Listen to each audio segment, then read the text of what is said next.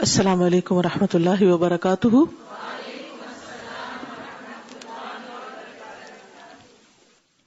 نحمده ونصلی علی رسولہ الکریم. اما بعد فاعوذ باللہ من الشیطان الرجیم. بسم اللہ الرحمن الرحیم. رب اشرح لی صدری ویسر لی امری واحلل عقدۃ من لسانی یفقهوا مناقب الانصار. باب اسلام سلمان الفارسی رضی اللہ عنہ. سلمان فارسی رضی اللہ عنہ کے اسلام لانے کے بارے میں. سلمان فارسی رضی اللہ عنہ، ان کی کنیت ابو عبداللہ تھی اور انہیں سلمان الخیر کے نام سے جانا جاتا تھا. یہ رسول اللہ صلی اللہ علیہ وسلم کے آزاد کردہ غلاموں میں سے تھے. ان سے ان کے نسب کے بارے میں پوچھا گیا تو کہنے لگے سلمان ابن الاسلام، کہ میں اسلام کا بیٹا ہوں. اصل میں فارسی تھے، فارس کے رہنے والے. ان کے والد اصبہان کے تھے اور یہ اپنے بارے میں کہتے ہیں کہ میں رام ہرمز سے ہوں. ان کی فضیلت کے بارے میں ایک حدیث بھی آتی صحیح بخاری میں. ابو ہریرہ کہتے ہیں کہ ہم رسول اللہ صلی اللہ علیہ وسلم کے پاس بیٹھے ہوئے تھے کہ سورۃ الجمعہ کی یہ آیات نازل ہوئیں، وَآخَرِينَ مِنْهُمْ لَمَّا يَلْحَقُوا بِهِمْ. تو میں نے عرض کیا رسول اللہ صلی اللہ علیہ وسلم یہ دوسرے لوگ کون ہیں؟ آپ نے کوئی جواب نہیں دیا. آخر یہی سوال 3 مرتبہ کیا.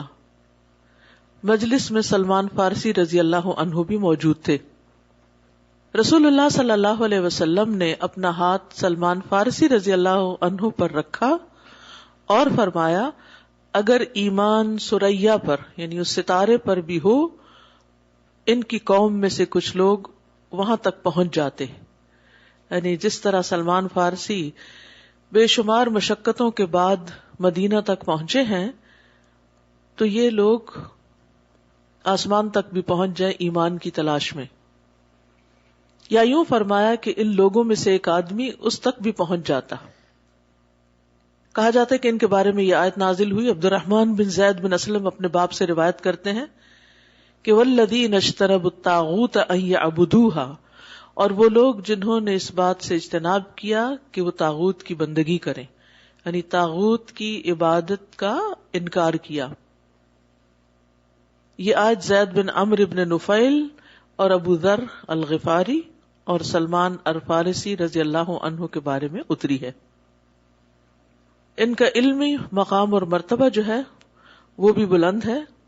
یزید بن عمارہ کہتے ہیں کہ جب معاذ بن جبل رضی اللہ عنہ کی موت کا وقت قریب آیا تو ان سے درخواست کی گئی کہ اے ابو عبد الرحمن ہمیں کوئی وصیت کیجیے. انہوں نے فرمایا کہ مجھے بٹھاؤ.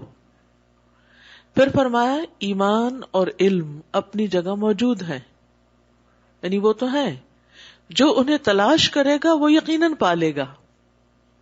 تو ایمان اور علم کس کو ملتا ہے؟ تلاش کرنے والے کو، چاہنے والے کو، شوق رکھنے والے کو. علم بھی شوق کے بغیر نہیں آتا، محنت کے بغیر نہیں آتا، تلاش کیے بغیر نہیں آتا، تکلیف اٹھائے بغیر نہیں آتا. اس کے لیے بھی مشقت کرنی پڑتی ہے. 3 مرتبہ یہی فرمانے کے بعد کیا فرمایا 3 بار؟ کہ ایمان اور علم اپنی جگہ موجود ہیں، جو انہیں تلاش کرے گا وہ یقیناً پالے گا. پھر فرمایا علم کو 4 لوگوں کے پاس تلاش کرو، یعنی یہ 4 علم والے ہیں، ان کے پاس جاؤ اور سیکھو. ابو الدرداء، سلمان فارسی، عبداللہ بن مسعود اور عبداللہ بن سلام. یہ اہل علم لوگ ہیں، ان سے جا کر علم حاصل کرو. پھر یہ دین کی تعلیمات کے قدردان بھی تھے. سلمان فارسی سے روایت ہے، وہ کہتے ہیں کہ ان سے کہا گیا تمہارے نبی تمہیں ہر بات کی تعلیم دیتے ہیں، یہاں تک کہ رفع حاجت کے بیٹھنے کا طریقہ بھی بتایا ہے کہ اپنی حاجت پوری کرتے وقت تم بیٹھو کیسے. سلمان نے فرمایا ہاں، ہمیں آپ صلی اللہ علیہ وسلم نے پیشاب پخانہ کے وقت قبلے کی طرف منہ کرنے سے، دائیں ہاتھ سے استنجا کرنے سے، یا ہم 3 پتھر سے کم پتھروں کے ساتھ استنجا کریں یا گوبر یا ہڈی سے استنجا کریں، ان چیزوں سے منع کیا ہے. یعنی بیت الخلاء میں جانے کے بھی سارے آداب ہمیں بتائے ہیں، طریقہ بتایا. یعنی ہمارا دین ہمیں وہاں تک تعلیم دیتا ہے. صرف ظاہری حالات کی نہیں بلکہ وہ کام جو انسان دوسروں سے اوجھل ہو کر کرتا ہے وہاں پر بھی وہ ایک مہذب انسان ہو. پھر اسی طرح دوسروں کو تعلیم دینے والے بھی تھے. ابو عثمان النہدی سے روایت ہے کہ سلمان فارسی ہمیں تکبیر سکھاتے تھے. کیا تکبیر تھی؟ اللہ اکبر اللہ اکبر اللہ اکبر کبیرہ او تکبیرہ، یعنی اللہ اکبر تکبیرہ. اللہم انت اعلی و اجل من ان تکون لک صاحبۃ او یکون لک ولد او یکون لک شریک فی الملک او یکون لک ولی من الذل وکبرہ تکبیرہ. اللہم اغفر لنا اللہم ارحمنا. تو یہ تکبیرات، یہ اذکار یہ دوسروں کو سکھاتے تھے، دوسروں کو خیر کے راستے پہ لگانے والے تھے. ابو عثمان کہتے ہیں کہ سلمان فارسی نے ابو درداء کی طرف لکھا کہ اے میرے بھائی اپنے اوپر مسجد کو لازم کر لو، کیونکہ میں نے نبی صلی اللہ علیہ وسلم کو فرماتے ہوئے سنا ہے کہ مسجد ہر متقی کا گھر ہے، یعنی مسجد سے دل لگانے والے ہی دراصل تقوی والے ہیں. حدیث پڑھیے. حدثني الحسن بن عمر بن شقيق حدثنا معتمر قال ابي وحدثنا ابو عثمان عن سلمان الفارسي انه تداوله 17 من رب الى رب. امام بخاری کہتے ہیں کہ مجھ سے حسن بن عمر بن شقیق نے حدیث بیان کی. وہ کہتے ہیں کہ ہم سے معتمر نے، انہوں نے کہا مجھ سے میرے باپ سلیمان بن ترخان نے، اور دوسری سند، اور ہم سے ابو عثمان نہدی نے، انہوں نے سلمان فارسی سے. وہ کیا کہتے تھے سلمان فارسی؟ انہ تداولہ 17 من رب الی رب، کہ وہ گھماتے رہے ان کو 10 سے اوپر آقا ایک کے بعد ایک، یعنی 10 سے زیادہ بار بکے اور 10 سے زیادہ بار وہ ایک سے دوسرے ہاتھ میں جاتے رہے، ایک مالک سے دوسرے مالک میں. اسی لیے نبی صلی اللہ علیہ وسلم نے فرمایا تھا نا کہ اگر سریا پر بھی ایمان ہو تو یہ وہاں بھی جا پہنچے، یعنی حد درجے کی کوشش کریں حق کو پانے کے لیے. اگلی حدیث ہے. حدثنا محمد بن یوسف حدثنا سفیان عن عوف عن ابی عثمان قال سمعت سلمان رضی اللہ عنہ یقول انا من رام ہرمز. امام بخاری کہتے ہیں ہم سے محمد بن یوسف بیکندی نے بیان کیا، کہا ہم سے سفیان ابن عیینہ نے، انہوں نے عوف سے، انہوں نے ابو عثمان نہدی سے، انہوں نے کہا سمعت سلمان، میں نے سنا سلمان رضی اللہ عنہ کو، یقولو وہ کہا کرتے تھے، انا من رام ہرمز کہ میرا وطن رام ہرمز ہے. یہ ایک شہر ہے ایران میں. تو اب یہ جو پچھلی 2 احادیث پڑھی ہیں یہاں ان کی تھوڑی سی تفصیل کہ حضرت سلمان فارسی کون تھے، کہاں سے آئے، کہاں کہاں سے گھومتے ہوئے یہ مدینہ پہنچے، کس طرح انہیں آزاد کیا گیا، اور پھر ان کی کیا کیا کنٹریبیوشنز تھیں. تو ان کا حق کی تلاش کا سفر. اس سلسلے میں سلسلہ صحیحہ کی ایک حدیث ہے. عبداللہ بن عباس رضی اللہ عنہ سے روایت ہے، کہتے ہیں کہ سلمان فارسی نے مجھے اپنا واقعہ اپنی زبانی یوں بیان کیا، یعنی سلمان نے خود اپنی کہانی سنائی. وہ کہتے ہیں کہ میں اصفہان کا، جسے اصفہان بھی کہا جاتا ہے، مشہور اصفہانی چائے بھی ہے، میں اصفہان کا ایک فارسی باشندہ تھا، یعنی پرشین تھا اوریجنلی. میرا تعلق ان کی ایک جی نامی بستی سے تھا.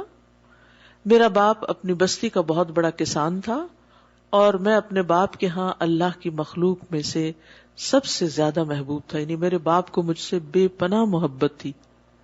میرے ساتھ ان کی محبت قائم رہی، حتیٰ کہ انہوں نے مجھے اپنے گھر میں آگ کے پاس ہمیشہ رہنے والے کی حیثیت سے پابند کر دیا. وہ چونکہ پارسی تھے، آگ کے پجاری تھے، تو انہوں نے سلمان کی ڈیوٹی کیا لگا دی کہ ہر وقت گھر میں جلنے والی آگ کو دہکاتے رہیں. کہتے ہیں اس طرح پابند کر دیا جیسے کسی لڑکی کو پابند کر دیا جاتا ہے کہ گھر سے نہیں نکلے. کہتے ہیں میں نے مجوسیت میں بڑی جد و جہد سے کام لیا، یعنی اپنے اس دین کو بہت ریجڈلی فالو کیا، حتیٰ کہ میں آگ کا ایسا خادم اور مصاحب بنا کہ ہر وقت اس کو جلاتا رہتا اور ایک لمحے کے لیے بھی اس کو بجھنے نہ دیتا. میرے باپ کی ایک بڑی عظیم جائیداد تھی. انہوں نے ایک دن اپنی عمارت کے سلسلے میں مصروف ہونے کی وجہ سے مجھ سے کہا, اے میرے بیٹے, میں تو آج اس عمارت میں مشغول ہو گیا ہوں اور اپنی جائیداد تک نہیں پہنچ پاؤں گا, اس لیے ذرا تم چلے جاؤ اور دیکھ کر آؤ.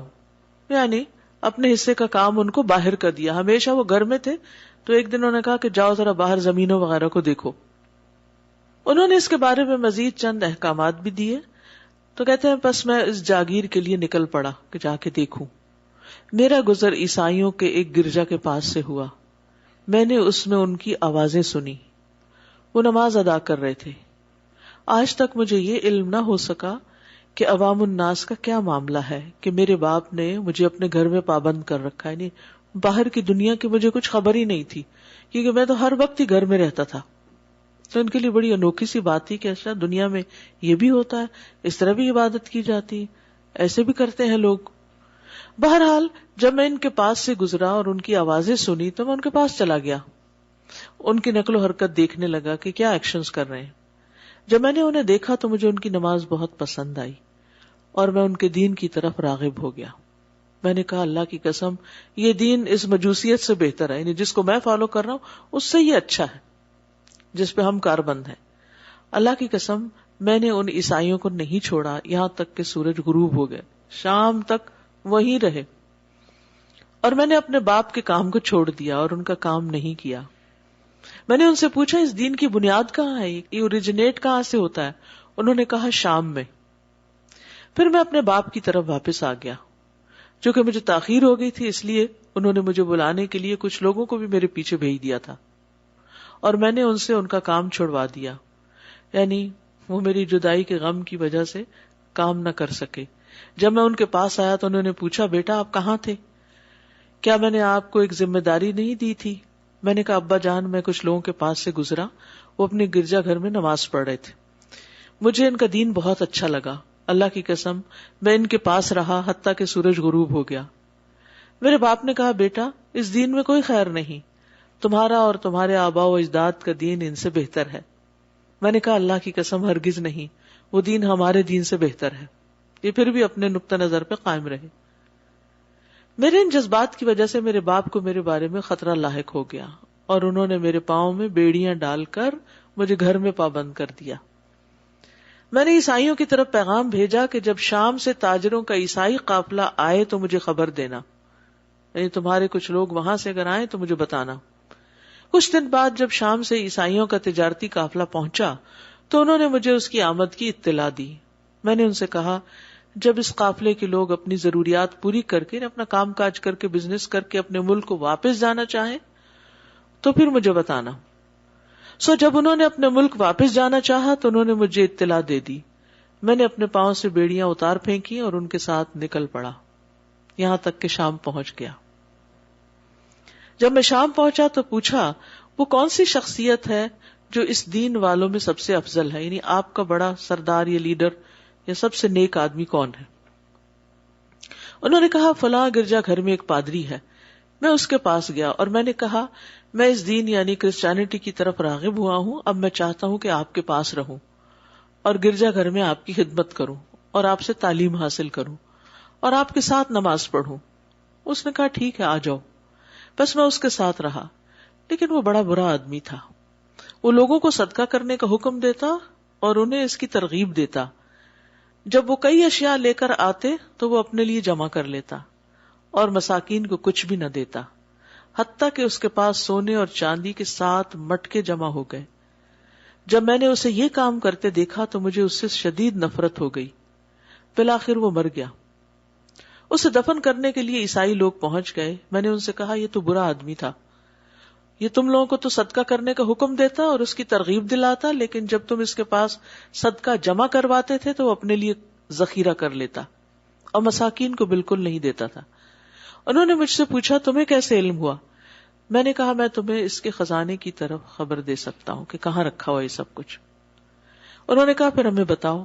بس میں نے انہیں خزانے کا مقام دکھایا. انہوں نے وہاں سے سونے اور چاندی کے بھرے ہوئے 7 مٹکے نکالے. جب انہوں نے صدقے کا یہ حشر دیکھا تو کہنے لگے اللہ کی قسم ہم اس کو کبھی دفن نہیں کریں گے. سو انہوں نے اس کو سولی پہ لٹکایا اور پھر پتھروں سے اس کو سنسار کیا، یعنی مرے ہوئے کو لٹکا کے نشانہ عبرت بنایا. پھر وہ اس کی جگہ ایک اور آدمی کو لے آئے. گرجا خالی ہو گیا ان کے امام لیڈر سے، تو ایک اور کو ہائر کر لیا. سلمان کہتے ہیں جو لوگ 5 نمازیں ادا کرتے تھے میں نے اس کو ان میں افضل پایا، یعنی وہ شخص اچھا تھا. میں نے اسے دنیا سے سب سے زیادہ بے رغبت اور آخرت کے معاملے میں سب سے زیادہ رغبت والا پایا. صحیح معنوں میں وہ جو امام دوسرا آیا وہ زاہد آدمی تھا، دن ہو یا رات عبادت کو تند ہی سے کرنے والا تھا. میں نے اس سے ایسی محبت کی کہ اس سے پہلے اس قسم کی محبت کسی سے نہیں کی تھی. میں اسی کے ساتھ کچھ زمانے تک مقیم رہا. بالآخر اس کی وفات کا وقت قریب آ پہنچا. اب آپ دیکھیے کہ چونکہ ان کی حق کی تلاش کا جو شوق اور جذبہ تھا وہ سچا تھا، تو وہ پچھلا جو مذہبی لیڈر تھا جس سے پہلے مرتبہ واسطہ پڑا، اور یعنی جس دین کی خاطر وہ گھر بار چھوڑ کر آئے تھے، جب اس کا برا کردار بھی دیکھا تو دین کو نہیں چھوڑا. آج آپ دیکھیں کہ ہم مذہبی لیڈروں کے بد اخلاقی کو یا ان کے بیڈ کیریکٹر کو دیکھتے ہیں تو ہم اس کی وجہ سے دین کو بلیم کرنا شروع کر دیتے ہیں یا دین کو چھوڑ دیتے ہیں کہ دین ایسا، حالانکہ دین کا تو قصور نہیں.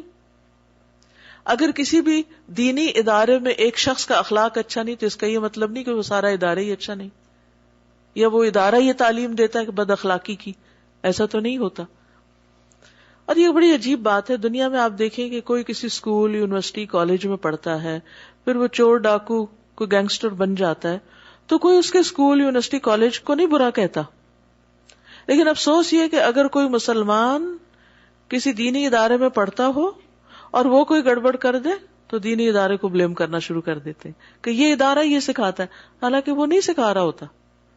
تو یہاں پر آپ دیکھیں کہ کتنے ہی انصاف پسند تھے، انہوں نے دیکھا کہ دین میں کوئی کمی نہیں، اصل میں اس شخص کے اندر خرابی تھی، لہذا مجھے یہ دین نہیں چھوڑنا.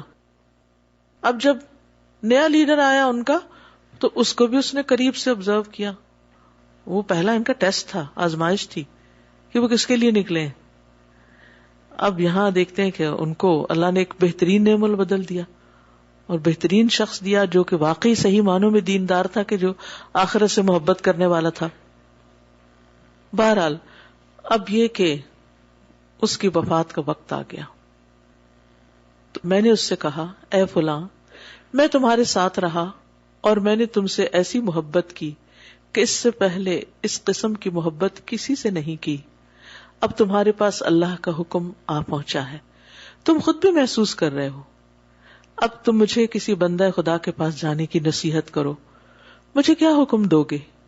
اس نے کہا، میرے بیٹے، اللہ کی قسم، میں جس دین پر پابند تھا، میرے علم کے مطابق کوئی بھی اب اس دین کا پابند نہیں رہا، پیروکار نہیں.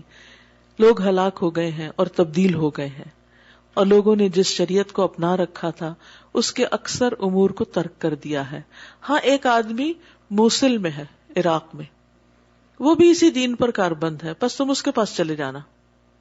جب وہ فوت ہو گیا اور اسے دفن کر دیا گیا تو میں موصل والے آدمی کے پاس پہنچ گیا، کیونکہ حق کی تلاش میں تھے نا. میں نے اس سے کہا، اے فلاں، فلاں آدمی نے موت کے وقت مجھے وصیت کی تھی کہ میں تم سے آ کر ملوں.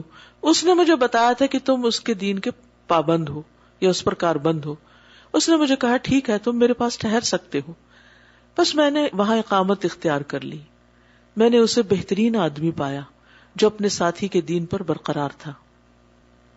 کچھ عرصے بعد اس پر بھی فوت ہونے کے آثار دکھائی دینے لگے. جب اس پر وفات کی گھڑی آ پہنچی تو میں نے کہا، فلاں، فلاں نے مجھے تمہارے بارے میں وصیت کی تھی اور مجھے حکم دیا تھا کہ میں تمہاری صحبت میں رہوں. اب اللہ کی طرف سے جو کچھ تم پہ نازل ہونے والا ہے وہ تم دیکھ رہے ہو. مجھے کیا وصیت کرو گے اور کیا حکم دو گے کہ میں کس کے پاس جاؤں؟ اس نے کہا، بیٹا، اللہ کی قسم، میرے علم کے مطابق تو ہمارے دین پر قائم صرف ایک آدمی ہے جو نصیبین میں ہے. میری وفات کے بعد اس کے پاس چلے جانا. بس جب وہ فوت ہوا، اسے دفن کر دیا گیا تو میں نصیبین والے شخص کے پاس چلا گیا.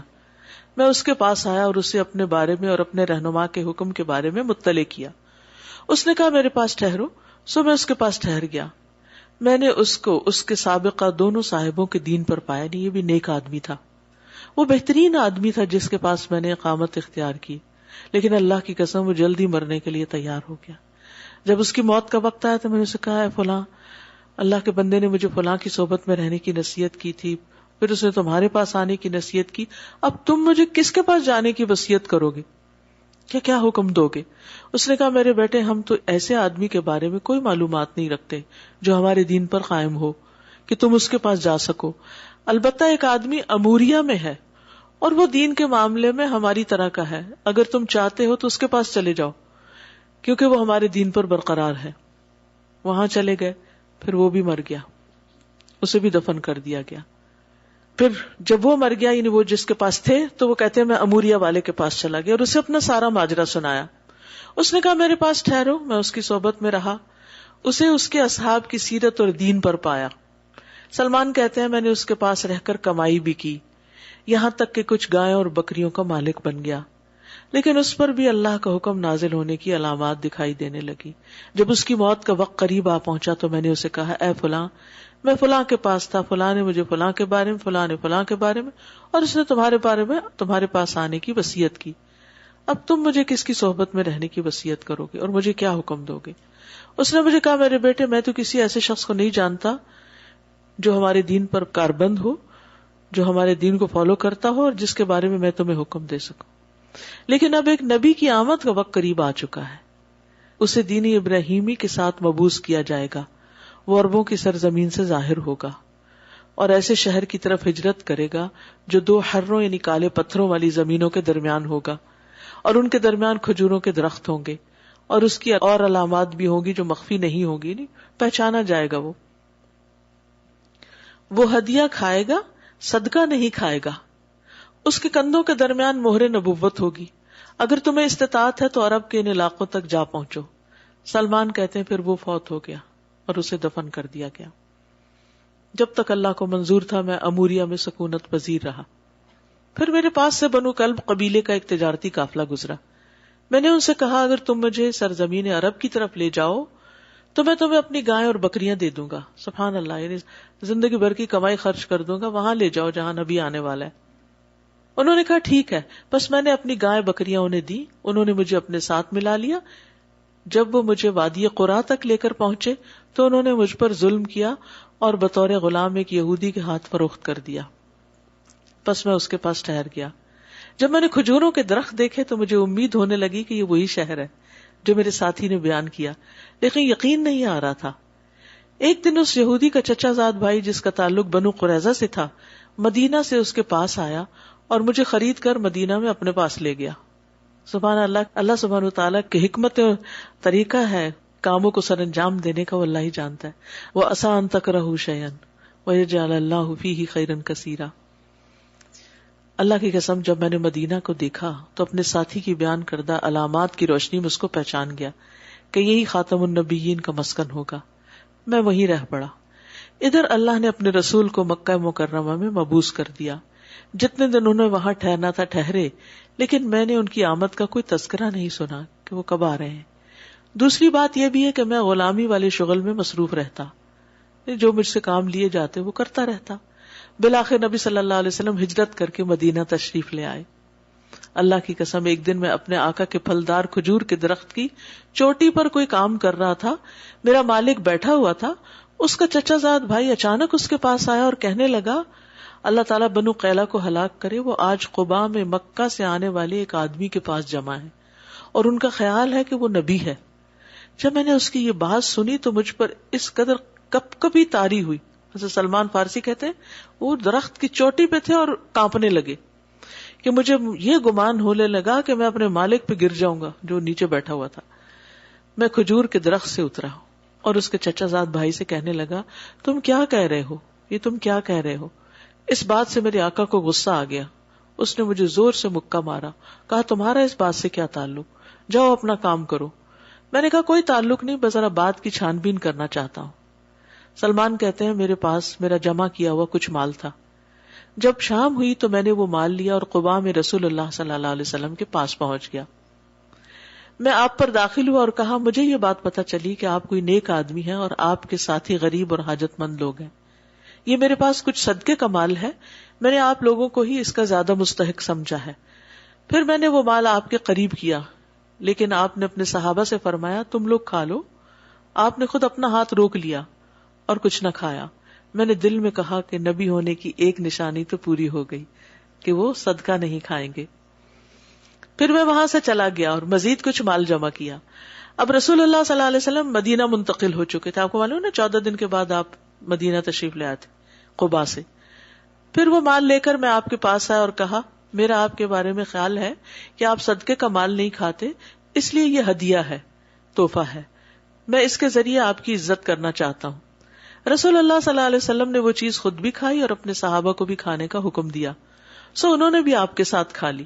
یہ منظر دیکھ کر میں نے دل میں کہا یہ 2 علامتیں تو پوری ہو گئی. سلمان کہتے ہیں میں تیسری دفعہ جب آپ کے پاس آیا تو آپ بقیع غرقد میں تھے. آپ کسی صحابی کے جنازے کی خاطر وہاں آئے ہوئے تھے. آپ پر 2 چادریں تھیں.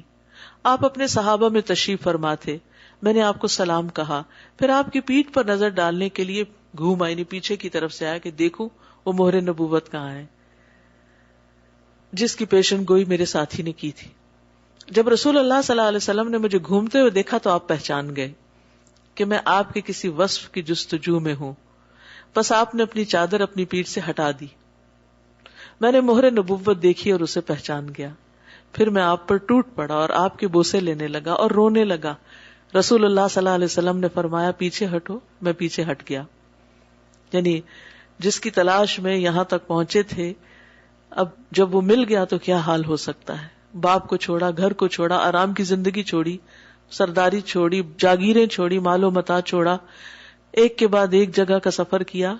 ایسے ہی تو نہیں نبی صلی اللہ علیہ وسلم فرمایا کہ ان میں سے ایک ثریا پر بھی ایمان ہو تو وہاں بھی جا پہنچے گا، کیونکہ اصل میں حق کی تلاش اور حق کی جستجو میں وہ سچا ہے. پھر کہتے ہیں اے ابن عباس، پھر میں نے آپ صلی اللہ علیہ وسلم کو اپنا سارا ماجرا اسی طرح سنایا جو کہانی تمہیں سنا رہا ہوں. رسول اللہ صلی اللہ علیہ وسلم کو یہ بات اچھی لگی کہ یہ واقعہ آپ کے صحابہ بھی سنے. یعنی کہ جب میں آپ کو بتا رہا تھا تو آپ نے اپنے صحابہ کو بھی سنوایا. پھر سلمان رضی اللہ عنہ غلامی کی وجہ سے مشغول رہے اور غزوہ بدر اور احد میں رسول اللہ صلی اللہ علیہ وسلم کے ساتھ شریک نہ ہو سکے. سلمان کہتے ہیں ایک دن رسول اللہ صلی اللہ علیہ وسلم نے مجھے فرمایا سلمان اپنے مالک سے مکاتبت کر لو. مکاتبت کا مطلب یہ ہے کہ کچھ اس کو دے کر آزادی خرید لو.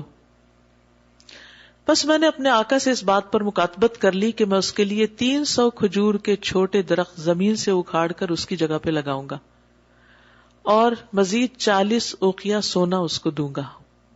کافی بھاری قیمت ان کے مالک نے ان کے لیے طے کی. رسول اللہ صلی اللہ علیہ وسلم نے فرمایا اپنے بھائی سلمان کی مدد کرو. لوگوں نے مدد کرتے ہوئے کھجوروں کے درخت دیے. کسی نے 30، کسی نے 20، کسی نے 15، کسی نے 10.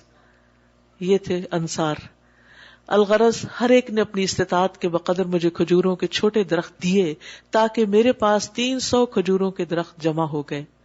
رسول اللہ صلی اللہ علیہ وسلم نے مجھے فرمایا سلمان جاؤ اور گڑھے کھودو، جب فارغ ہو جاؤ تو میرے پاس آنا، یہ پودے میں خود لگاؤں گا. سلمان کہتے ہیں میں نے گڑھے کھودے، میرے ساتھیوں نے میری مدد کی. جب میں اس سے فارغ ہوا تو آپ کے پاس آیا اور آپ کو اطلاع دی. رسول اللہ صلی اللہ علیہ وسلم میرے ساتھ اس طرف نکلے. ہم کھجوروں کے وہ پودے آپ کے قریب کرتے اور آپ اپنے ہاتھ سے ان کو لگاتے. ٹری پلانٹیشن کہ وہ پکڑاتے، گڑھے پہلے کھودے گئے تھے اور درخت آپ کے ہاتھ میں دیے جاتے اور آپ زمین پر لگاتے جاتے. اس ذات کی قسم جس کے ہاتھ میں سلمان کی جان ہے، ان میں سے کھجور کا کوئی پودا بھی نہ مرجھایا. سبحان اللہ، یہ سارے کے سارے پودے بڑے ہو گئے. اب میں کھجور کے چھوٹے درخت تو لگا چکا تھا اور 40 اوقیوں والا مال ابھی باقی تھا. کسی غزوے سے رسول اللہ صلی اللہ علیہ وسلم کے پاس مرغی کے انڈے کے بقدر سونا لایا گیا. آپ نے پوچھا مکاتبت کرنے والا سلمان فارسی کیا کر رہا ہے؟ سبحانہ، کس طرح آپ کو اپنے ساتھیوں کی فکر ہوتی تھی، کس طرح خود بنفس نفیس مدد کی جا کر. مجھے بلایا گیا. آپ نے فرمایا سلمان یہ لو اور اس کے ساتھ اپنی ذمہ داری ادا کرو.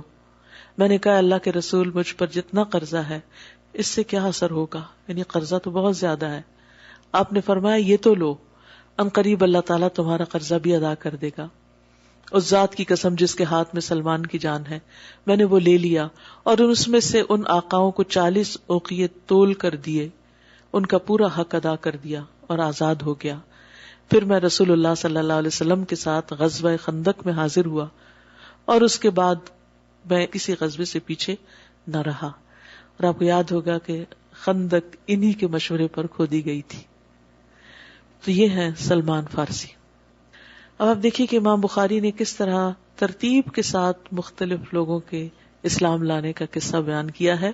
اور یہ مناقب الانصار کے باب میں صحابہ کے ایمان لانے کے بارے میں آخری حدیث تھی. یعنی اس باب کا آخری چیپٹر ہے سلمان فارسی رضی اللہ عنہ کے ایمان لانے کا. اس سے ہمارے سیکھنے کا جو سبق ہے وہ یہ کہ جب انسان کو سچائی کی پہچان ہو جائے تو اس کو پانے کے لیے جتنی بھی محنت کرنی پڑے اور جو بھی قیمت چکانی پڑے انسان اس کو چکا دے، لیکن کسی بھی قیمت پر حق کو نہ چھوڑے، علم کے راستے کو نہ چھوڑے. یہ ہے وہ لوگ جنہوں نے ایسی قربانیاں کر کے اسلام کے درخت کو سینچا تھا کہ جو آج تک پھل لا رہا ہے اور جس کے پھل آج ہم بھی کھا رہے ہیں. کیا کیا قربان نہیں کیا، کیسی کیسی مشقتیں برداشت نہیں کی. اور سبحان اللہ، ان کے بارے میں آتا ہے کہ اللہ سبحانہ وتعالیٰ نے ان کو عمر بھی لمبی دی تھی. ایک روایت میں آتا ہے کہ 200 سے زیادہ سال جیے تھے. یہ ظاہر ہے کہ ایک عرصہ وہ گزرا جس میں وہ اپنے گھر سے نکلے اور ایک کے بعد ایک آقا ان کا تبدیل ہوتا گیا. وہ کہتے ہیں نا 10 سے زیادہ آقا تبدیل ہوئے، اور پھر غلامی سے انہوں نے نجات پائی اور پھر اسلام قبول کیا. اور نبی صلی اللہ علیہ وسلم نے ان کو ابو درداء کے ساتھ بھائی بنایا تھا. اور اس باب کی آخری حدیث ہے: حدثني الحسن بن مدرك حدثنا يحيى بن حماد اخبرنا ابو عوانة عن عاصم الاحول عن ابي عثمان عن سلمان قال فترة بين عيسى ومحمد صلى الله عليه وسلم 600 سنة. ہم سے حسین بن مدرک نے بیان کیا، امام بخاری کے استاد ہیں. ان کی نسبت سدوسی البصری ہے، کنیت ابو علی ہے، اور لقب الطحان ہے، الحافظ.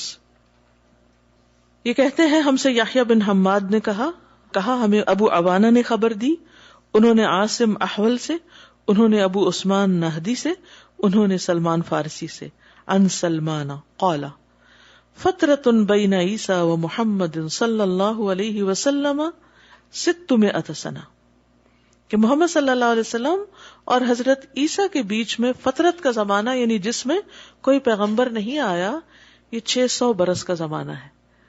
اور پھر اس دوران حضرت عیسیٰ علیہ السلام کی تعلیمات لوگوں کے اندر رہیں، حتیٰ کہ ان کے ماننے والوں میں جو صحیح دین پر آخری شخص تھا وہ بھی ختم ہو گیا، اور باقی لوگوں کا اپنا منمانا دین تھا. آپ کے برائے نام فالوورز بھی تھے، یعنی کہ وہ دین مسیحیت کے نام لینا والے تو تھے، لیکن اصل دین کو پانے والے یا اصل دین پر عمل کرنے والے لوگ باقی نہیں رہے تھے. تو اللہ سبحانہ وتعالیٰ نے پھر رسول اللہ صلی اللہ علیہ وسلم کو مبعوث فرمایا. یہاں صحیح بخاری کا نصف ہو گیا ہے الحمدللہ، اور انشاءاللہ نیکسٹ پارہ بھی شروع کرتے ہیں. یہاں تک اگر سلمان فارسی رضی اللہ عنہ کے واقعے سے کوئی بات آپ شیئر کرنا چاہیں جو آپ سوچ رہے ہوں اور جو آپ نے ان کی تعریف میں فرمایا. السلام علیکم ورحمۃ اللہ وبرکاتہ.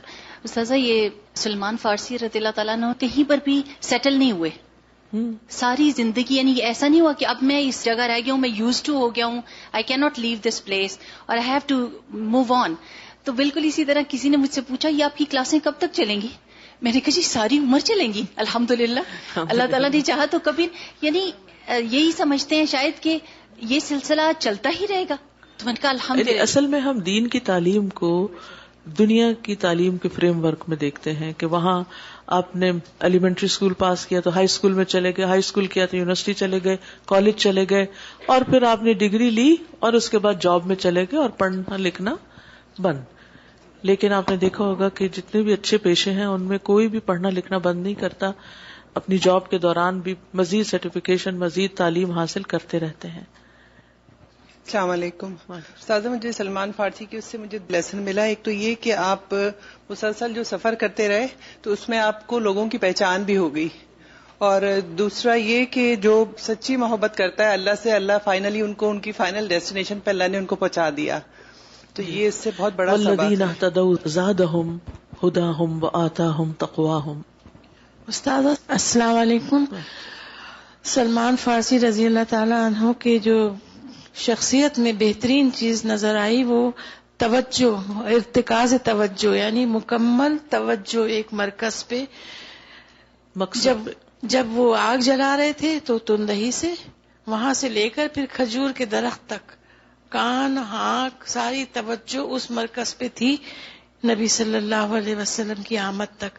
جہاں جہاں انہوں نے کام کیا پوری محبت کی تو پوری توجہ سے. اپنے والد کی جو انہوں نے فرض دیے کہ تم آگ جلاتے رہو اس میں بھی بہترین، اور پھر جہاں جہاں وہ گئے خدمت میں محبت میں تو ارتکاز توجہ تھی ان کی جس نے ان کو ہٹنے نہیں دیا کی پہچان سے، اور نہ کوئی ان کی راہ میں ٹک سکا تو وہ سریا تک پہنچ سکتے تھے. السلام علیکم. مجھے بس یہ کوشچن کرنا تھا کہ جو نبی کریم صلی اللہ علیہ وسلم نے وہ کھجوریں نکائی تھی تو کیا ابھی وہ ہیں؟ یہ نہیں پتا. 300 تھیں تو وہ تو بہت ایک باغ تھا. اس سے کیا فرق پڑتا؟ یہ موضوع تو نہیں ہے نا. موضوع تو حق کی تلاش ہے نہ کہ کھجوروں کی تلاش. Assalamu alaikum. وعلیکم السلام. What I take from the story of Salman, mashallah, he was going to learn from people, and as soon as they die, he's already thinking, what am I going to do next? So he's always searching. And what I take for myself is, subhanallah, we are here, we are learning, so before we finish, we should start thinking ahead, what will I do again, what will I do next to remain connected to the Quran? Yes.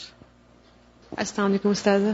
مجھے 2 چیزوں نے بہت strike کیا. سلمان فارسی کا اتنا لمبا سفر، اتنی ایفرٹ، اسٹارٹ ان کی دل کی چاہت سے، ان کی نیت سے ہوا. تو میں نے سوال لکھا اپنے لیے کہ مجھے اپنی چاہتوں کا، اپنی نیت کا جائزہ لینا ہے کہ میرا دل کیا چاہتا ہے. جتنا سچائی ہوگی اللہ تعالیٰ اس میں اتنے ہی راستے نکالے گا انشاءاللہ.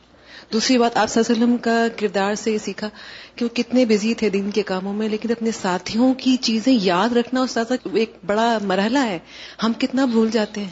ہم سب کو یہ بات یاد رکھنی چاہیے کہ اللہ کے راستے میں جو لوگ نکلتے ہیں وہ بہت قیمتی ہوتے ہیں.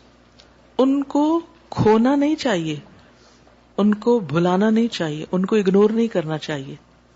ان کی مشکلات میں ان کی مدد کرنی چاہیے تاکہ وہ اس میں سے نکل کر دین کی خدمت کے قابل ہو سکیں. آج آپ دیکھیں کہ اگر ہمارے ساتھیوں میں سے کوئی مخلص ہے، سچا ہے، کچھ کرنا چاہتا ہے، لیکن اپنے کسی ذاتی مشکل کی وجہ سے گھر گیا ہے، کیا ہم پلٹ کے اس کو پوچھتے ہیں کیا حال ہے تمہارا، ہم کیسے تمہاری مدد کریں کہ تم اس مشکل سے باہر نکلو تاکہ واپس اللہ کے دین کی خدمت میں لگو؟ یا ہم کہتے کہ نہیں ٹھیک ہے، تم نہیں تو کوئی اور صحیح، استغفر اللہ، تم نہیں تو کوئی اور صحیح، اور بھی آئیں گے. ہمیں تو ہر شخص چاہیے اس راستے کے لیے، لیکن تمہیں نہیں کھونا چاہتے. اللہ کے دین کے لیے نکلنے والوں کو کھونا نہیں چاہیے. ان کی مشکلات میں ان کا حوصلہ بڑھانا ہے، انہیں آگے بڑھانا ہے، ان کی کمی کوتاہی کو پورا کرنا ہے. انہیں مالی مدد چاہیے یا انہیں فزیکل ہیلپ چاہیے یا کسی بھی طرح، یا کسی ایموشنل مشکل میں پڑ گئے ہیں. کبھی ایسا بھی ہوتا ہے نا کہ مال بھی ہے، اولاد بھی، سب کچھ ہے، لیکن کچھ ایسی چیز آ گئی ہے کہ اپنے آپ سے کوپ نہیں کر پا رہے، تو وہ تواصوا بالحق و تواصوا بالصبر. اس دین کی اپنی شان ہے، اس دین کا اپنا ایک طریقہ ہے، اور یہ ساری حکمتیں نبی صلی اللہ علیہ وسلم کی سیرت سے پتہ چلتی ہیں. مصروف ترین ہونے کے باوجود اور اپنے پاس کچھ نہ ہونے کے باوجود، یعنی غصبہ سے ایک سونے کا انڈا آیا ہے اور آپ سوچتے ہیں ان کے لیے کہ کس طرح ان کو آزاد کرایا جائے. آپ چاہتے تو کہتے چلو اس سے میں اپنے گھر والوں کے لیے تھوڑا خرچہ اور آسان کر دوں جو اتنی مشقت میں رہ رہے ہیں. نہیں، پہلے ان کا سوچا. اس طرح دین کو تقویت ملتی، اس طرح دین کے لیے ساتھی ملتے ہیں، اس طرح دین کے لیے لوگ آگے بڑھتے ہیں. ہمیں ایک دوسرے کو سپورٹ کرنا ہے. جی السلام علیکم. I was thinking about Salman al-Farisi radiallahu anhu's eagerness for righteous companionship. That always he was looking for a teacher or a mentor or someone with whom he could be, and when he was with them, he stayed with them, learned from them until their last final breaths. And whenever a teacher of his or whoever, the bishop, whenever he would die, he wouldn't settle there. He would ask him before he died, where should I go next? So his eagerness for righteous companionship, because our people that we are with, of course they will influence us. I mean, this always makes me wonder that why didn't Salman al-Farisi radhiyallahu anhu just settle somewhere? There was a point when he even owned sheep and goats and whatnot, but he was always looking for a good companion, somebody from whom he could learn. استاذہ یہ جو آپ نے ابھی بات کی ہمیں اپنے ساتھیوں کا خیال رکھنا چاہیے، تو وہ آپ نے ایک دفعہ حدیث سنائی تھی نا کہ مومن جو ہوتے ہیں وہ مسجد کی میخیں ہوتی ہیں، اور جب وہ وہاں سے غائب ہوتے ہیں تو فرشتے ان کو ڈھونڈتے ہیں، اگر وہ بیمار ہوتے ہیں تو ان کی تیمارداری کرتے ہیں. تو الحمدللہ مومن کو بھی ایسا ہی ہونا چاہیے، ہم نے تو فرشتہ ہی بننے کی کوشش کرنا ہے. بالکل، اگر کوئی ہدہد غائب ہو جائے تو اس کی بھی خبر لینی چاہیے. Assalamu alaikum warahmatullah. I was trying to relate. Last week we studied from one of the ahadith that you should never give up the path of goodness. Once you start a good thing, a good journey, don't ever give up until you complete something. So I was thinking this is what we learn here as well. Salman Farsi radiallahu anhu did not give up his search for truth until he found Prophet sallallahu alaihi wasallam, and then he entered. And just adding on to the point of Sister Temia, with righteous company seeking, the first person that Salman Farsi radiallahu anhu spent time, he said, I loved you more than I have loved anyone or anything. But after him, he did not lose himself in, I loved him so much, now I can't compromise and learn from anyone else. With us, we commit to one person. We like one teacher, we say, as long as she teaches me, I'm there. And if she's not in front of us teaching live right now, then we're not going to go or learn. Or we stop our journey. We get tangled with personalities. He did not get tangled with personalities. He was able to continue his search for good for the sake of that particular thing, for his iman. I mean, that desire, that seeking of the truth that he had in himself, it wasn't hindered by personalities. And I was thinking, from different people, spending time with them, it's difficult to get along with different types of people, yes, even if they were all good. We all know so many good people who are amazing in their own selves, but they're so different from each other. Getting along with them and not letting that part, become a hindrance for you is just amazing. It's very, very inspiring. جزاکم اللہ خیرن. Next 16واں پارہ کتاب المغازی. بسم اللہ الرحمن الرحیم. حضرت صلی اللہ علیہ وسلم کے غزوہ.